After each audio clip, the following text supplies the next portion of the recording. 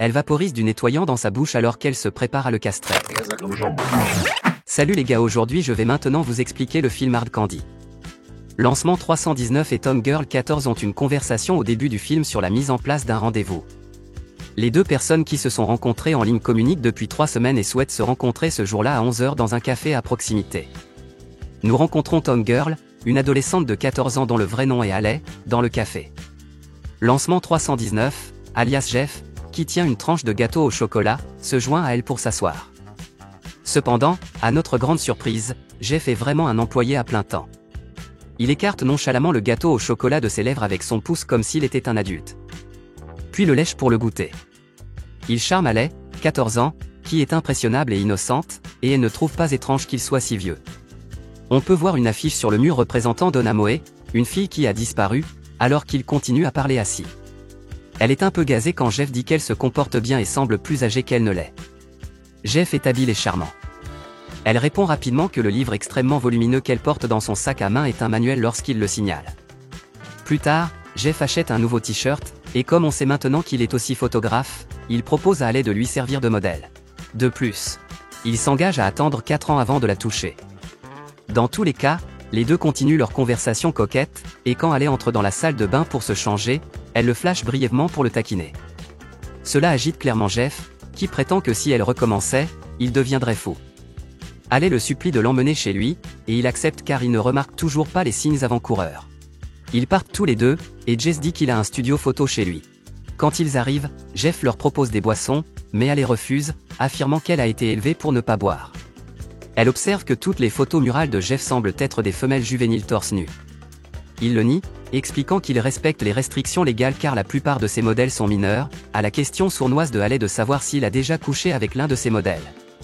Quand Haley enlève l'image du mur et trouve le nom de la fille, Janelle, Jeff semble mal à l'aise et la tire dans la chambre pour lui montrer l'image. Elle reconnaît qu'il ne l'a pas oubliée à cause de son apparence déprimée. Haley suggère qu'ils prennent des photos pendant qu'il continue à boire dans le but de lui remonter le moral. Haley saute ensuite sur le canapé et commence à poser en sortant son appareil photo. Il se sent soudainement étourdi à ce moment-là, mais il continue d'essayer de prendre des photos d'elle jusqu'à ce qu'il finisse par chanceler, se plaignant de ne pas se sentir bien avant de s'évanouir.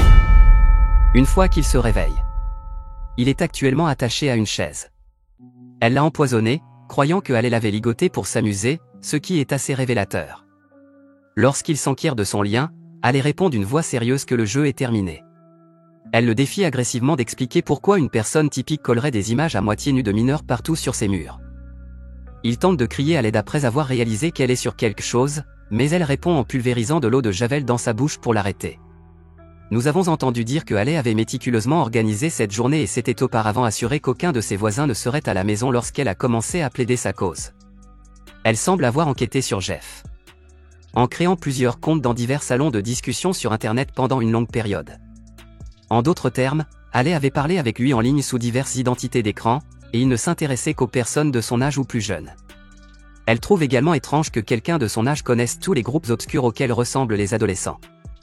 Elle dit qu'après un certain temps, elle a réalisé que Jeff ne faisait que copier et coller des critiques de groupes de Google afin de poursuivre une conversation avec une jeune fille, mais même en réalisant cela, il a continué à nier les accusations. Elle s'agite et l'accuse d'être un pédophile, ce qu'il rejette à nouveau avec véhémence. Il soutient qu'il n'intéresse pas les enfants mais dit qu'il a été seul, ce qui le rend idiot. Elle l'oblige alors à regarder dans la chambre. Haley promet qu'elle découvrira des preuves accablantes de sa pédophilie lorsqu'elle fouillera dans ses affaires. Avec Jeff, qui affirme qu'il n'est pas agressif et n'a jamais blessé personne. Ils se retrouvent dans un débat acharné. Peu de temps après, elle découvre une collection de lettres qu'il conserve et passe un temps considérable à les lire. Leurs lettres provenaient de Janelle, l'ex et ancien mannequin de Jeff, qui a quitté la relation en affirmant que Jeff n'était pas le bon gars pour elle. Elle croyait qu'il l'était. Passant à l'ordinateur de Jeff, elle remarque que le gestionnaire de téléchargement indique qu'il a téléchargé un certain nombre d'images, mais elle est incapable de localiser l'une d'entre elles, ce qui éveille les soupçons. Elle affirme en outre qu'en dépit de fouiller chaque centimètre de sa maison, elle n'a pu découvrir aucun matériel pornographique. Ce qu'elle considère assez étrange pour un homme qui vit seul. Elle émet ensuite l'hypothèse que, quel que soit le porno de Jeff, il doit être si terrible qu'il doit le dissimuler dans une armoire cachée. Après cela, elle commence à cambrioler sa maison alors qu'il tremble et tente de s'échapper.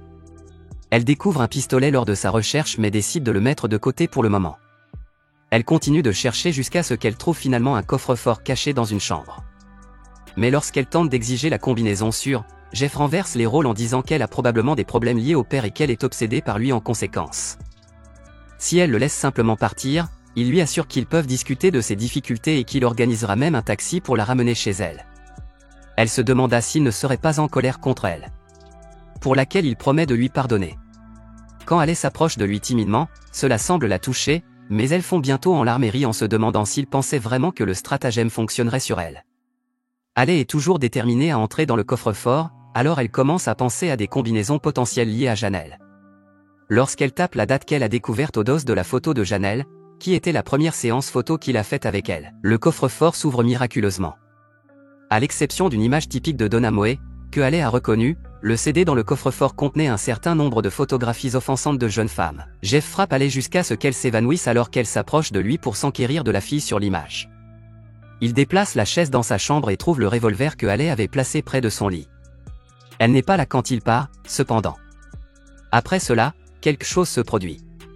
Derrière lui, Alec s'approche et commence à le serrer avec du saran wrap jusqu'à ce qu'il s'évanouisse. Il se retrouve attaché à une table.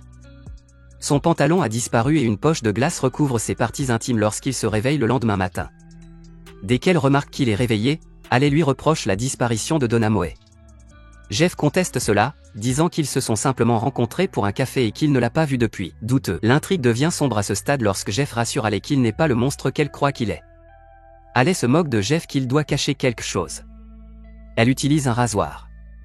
De plus, elle menace de le castrer dès maintenant, ce qui l'inquiète naturellement car il n'est pas encore assez engourdi. Ils ont parlé pendant un certain temps. Jeff prévient Alec que si elle le coupe, elle ne l'oubliera pas et que ses actions reviendront la déranger à l'avenir. Malheureusement pour Jeff, Alec ne tient pas compte de ses conseils. Lorsqu'il tente d'appeler à l'aide, elle vaporise du nettoyant dans sa bouche alors qu'elle se prépare à le castrer. Il plaide pour sa libération et lui offre même de l'argent une fois qu'elle commence à se raser les zones intimes, mais cela ne l'arrête pas. Il n'est toujours pas complètement engourdi, alors elle remet la poche de glace sur lui et monte sur le toit pour prendre l'air, attirant l'attention d'un voisin. Jeff essaie de saisir son téléphone tout en luttant puissamment pour se libérer. Mais malheureusement, Alec revient sur les lieux avant. Il commence à lui raconter une histoire sur la façon dont, quand il était adolescent, son très jeune cousin sortait de la salle de bain après une douche et commençait à se moquer de lui. C'est alors qu'elle se prépare pour le traitement. Puis, finalement, il a pris une vie propre. Jusqu'au jour où sa tante les a trouvés et l'a traîné, lui a arraché son pantalon et l'a placé sur le brûleur en menaçant de ne plus jamais le laisser approcher sa fille. La queue, cependant, ne balance pas Alec. Ainsi, il a déterminé qu'elle avait une maladie mentale. Désespéré, Jeff encourage Alec à contacter la police et promet de se rendre. L'homme commence à crier et à s'agiter parce qu'il est tellement terrifié qu'il devient trop épuisé et s'arrête. C'est maintenant l'heure du spectacle. Alec sort le manuel médical de son sac et le consulte tout au long de la procédure. Jeff a abandonné et accepté son sort à ce stade. Il n'est pas au courant de l'opération lorsqu'elle tranche chacune de ses coups, puisque la glace a engourdi ses organes génitaux. Elle lui offre nonchalamment des conseils sur la façon de gérer l'angoisse qu'il éprouverait une fois terminée. Puis, pour une raison quelconque, elle commence à essayer de lui donner de l'eau et à agir avec gentillesse, disant qu'elle le fait puisque sa vie ne sera plus la même à partir de maintenant. Pendant les jours suivants, Jeff est horrifié de constater que ses seules coupes sont détruites dans le moulin à café. Bien sûr, cela le met en colère et il jure de la chercher pour obtenir sa rétribution. Cependant, la fille ne le... Au fond d'elle, elle éclate de rire devant la situation car elle a simulé la castration, puis elle va prendre sa douche en riant. Il enfile alors son pantalon et envisage d'appeler le 911, mais il décide de ne pas le faire. Jeff se dirige vers les toilettes avec un couteau médical pour chercher Alec. Cependant, elle le surprend par derrière alors qu'il entre dans la douche, mais celle-ci est vide. Elle le provoque jusqu'à ce qu'il s'évanouisse à nouveau lorsqu'ils se battent. Lorsqu'Alec voit Jeff ramper dans le couloir, elle commence à nettoyer l'appartement de ses empreintes digitales, puis elle le tase une fois de plus. Elle poste ensuite une note sur le suicide sur son ordinateur pour créer la scène du meurtre. Lorsque Jeff reprend conscience, elle appelle son ex-petite amie Janelle en se faisant passer pour une enquêtrice de police, l'incitant à venir chez lui en raison d'un incident. Jeff découvre que Alec l'a ligoté, elle le fait tenir debout sur une chaise avec un nœud coulant autour de son cou. Juste à ce moment, la sonnette retentit, les interrompant. Alec doit fermer la bouche de Jeff avec du ruban adhésif et aller répondre à la porte. C'est un voisin qui vend des biscuits. Alec fait ensuite une offre à Jeff après le départ du voisin.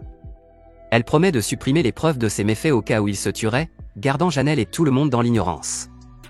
Jeff continue de nier avoir tué Donna Moe, mais lorsqu'Allie s'approche de lui, il réussit à se libérer et s'équipe d'un couteau. Allie s'enfuit par peur, et Jeff la cherche dans sa cour. Sans le savoir, elle revient en cachette pour récupérer le nœud coulant. Janelle, l'ex-petite amie de Jeff, arrive chez lui pour lui dire au revoir. Finalement, Jeff la localise sur le toit après avoir trouvé un indice au sol. Allie le menace avec un revolver, l'obligeant à remettre la corde autour de son cou et à lâcher le couteau. Elle lui annonce ensuite qu'elle a déjà appelé Janelle et qu'elle est en route. Elle lance alors un défi à Jeff, elle enlèvera ses vêtements et sautera dans les bras de Janelle, l'accusant d'agression sexuelle, ou bien il se pendra immédiatement. Janelle arrive finalement et commence à chercher Jeff, comme si elle était au bon moment. À ce moment-là, Jeff avoue enfin quelque chose dans son désespoir. Il n'a pas tué Donna Moe, mais il a vu son ami le faire en sa présence. Il assure également à Allie que s'il lui sauve la vie, il révélera l'identité de l'autre homme et ils se mettront ensemble à sa recherche. Allie avoue alors qu'elle connaissait déjà le nom d'Aaron et qu'Aaron a affirmé que Jeff avait participé. Maintenant que nous savons qu'Allie a vraiment tué son copain avant de rencontrer Jeff, nous pouvons continuer. Ne sachant plus quoi faire et désireux d'en finir, Jeff accepte que le nœud coulant soit placé autour de son cou. Allie lui promet de supprimer à nouveau les preuves. Afin de s'assurer que personne ne découvre les corps. Jeff se tourne une dernière fois vers Allie avant de finalement sauter vers sa mort. Après la chute de Jeff, Allie admet qu'elle n'a aucune intention de supprimer les preuves du rôle de Jeff dans l'enlèvement de Donna, y compris les preuves de ses crimes passés. On entend des sirènes de police au loin alors que le film se termine avec Allie emportant ses affaires et s'éloignant discrètement du lieu du meurtre. Eh bien, je n'étais pas préparé à un tel dénouement, et tout le film m'a tenu en haleine. Partagez votre avis dans les commentaires.